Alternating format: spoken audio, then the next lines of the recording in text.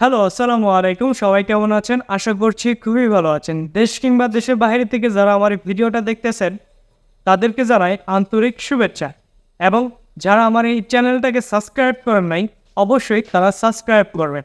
তো মূল আলোচনা শুরু করা যাক। যারা স্যামসাং ইউজার তাদের জন্যই মূলত এই ভিডিওটা, এবং যারা স্যামসাং নতুন ডিভাইস কিনতে চাচ্ছেন তাদের জন্যও এই ভিডিওটা। আজকে মূল টপিকে যাওয়া যাক।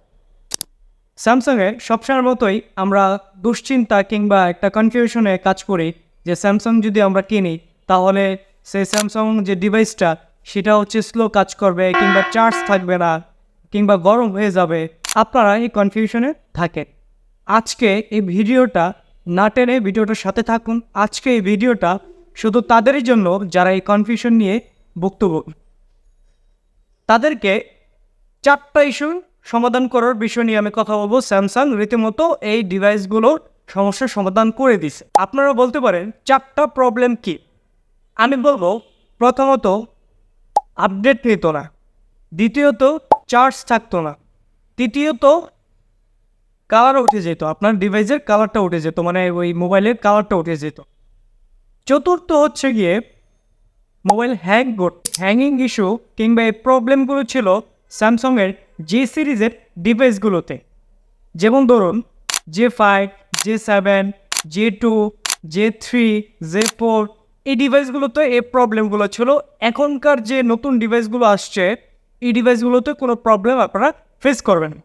এই প্রবলেমগুলো কিন্তু স্যামসাং রীতিমতো সমাধান করে দিছে। এখনকার যে ডিভাইসগুলো 4 বছরের সিকিউরিটি আপডেট পাবেন, তার পাশাপাশি হচ্ছে গিয়ে আপনি আগামী 4 বছর আপনার হাতে ডিভাইসটা একেবারে নতুনের মতোই থাকবে। এর পাশাপাশি আরেকটা সুবিধা আপনি পাচ্ছেন, সিকিউরিটি আপডেট। আপনার ফোনে যদি ব্যাংকের কোনো অ্যাপস থাকে, সেই অ্যাপসগুলো কিন্তু হ্যাকাররা হ্যাক করতে চায়, সেখান থেকেও কিন্তু স্যামসাং আপনাকে সেফটি দেবে।